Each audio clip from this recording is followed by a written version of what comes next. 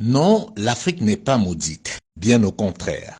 S'il faut reconnaître que certains pays africains inquiètent, il serait totalement contre-productif de mettre tout le monde dans le même panier. L'Afrique n'est pas un bloc monolithique comme par facilité on tend souvent à le faire croire.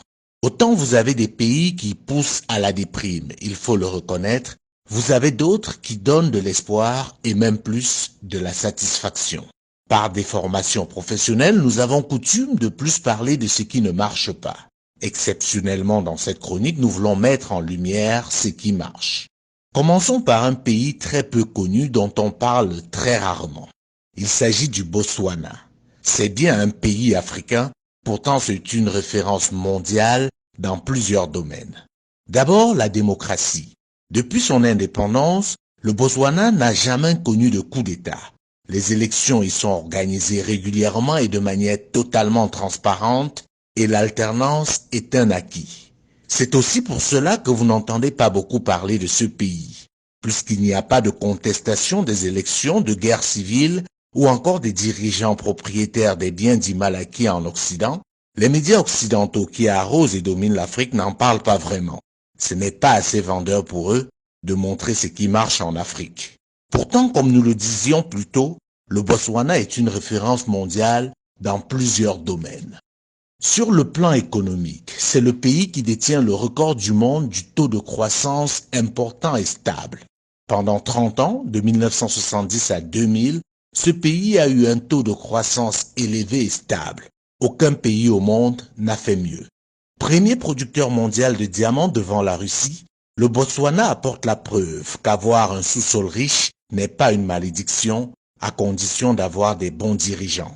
Pendant que le diamant a été source de malheur dans des pays comme la République centrafricaine, le Libéria, la Sierra Leone ou encore la République démocratique du Congo, il est la principale source de la prospérité au Botswana.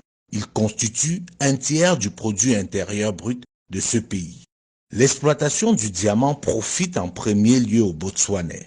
Le diamant du Botswana est aujourd'hui trié, taillé et vendu sur place. C'est le seul pays africain qui a réussi à imposer cela à ses partenaires. Ceci grâce au fait que le Botswana est également une référence mondiale en matière de gouvernance. C'est le pays le moins corrompu d'Afrique et par conséquent parmi les pays les moins corrompus du monde. Les premiers bénéficiaires de la vente du diamant du Botswana sont les Botswanais, car l'essentiel de cet argent est investi dans l'éducation et la formation. Le Botswana est l'un des pays au monde qui investit le plus dans l'éducation par habitant. Les étudiants botswanais reçoivent une bourse comprise entre 150 et 200 dollars par mois. Pour les plus brillants d'entre eux, si leur filière n'existe pas dans les universités botswanaises déjà assez prestigieuses, l'État vous envoie vous former partout dans le monde sans que vous ne déboursiez le moindre frais. Sur le plan sanitaire, si l'épidémie du sida résiste, il faut noter que le Botswana est le premier pays africain à rendre les antirétroviraux gratuits. La principale raison du succès du Botswana, c'est le leadership. Ce pays a eu des dirigeants exceptionnels et d'un patriotisme agissant. Le premier d'entre eux, Seretse Khama, mérite qu'on le connaisse, qu'on parle plus de lui et qu'on lui donne le rôle de modèle. C'est lui qui a imposé sa vision à ses successeurs, qui se sont alignés, chacun essayant de faire mieux que son prédécesseur. Oui, le Botswana est un pays africain, ancienne colonie britannique et aujourd'hui véritable référence mondiale.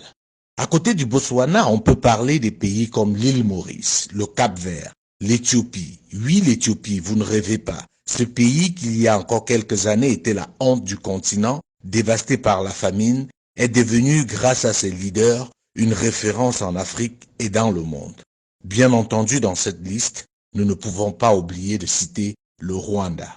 Ces pays ont en commun le fait d'avoir eu à leur tête, à un moment donné de leur histoire, des dirigeants éclairés et soucieux de l'intérêt général. Ils ont aussi en commun le fait d'avoir su briser le lien colonial. Non, l'Afrique n'est pas maudite. Certains pays sont juste mal gérés du fait des dirigeants incompétents, complexés et corrompus. Malheureusement, ils sont encore très nombreux et par conséquent ternissent l'image de tout un continent, poussant certains Africains à la fatalité. Non, l'Afrique n'est pas maudite. Pour vous en convaincre, je vous invite à découvrir le Botswana.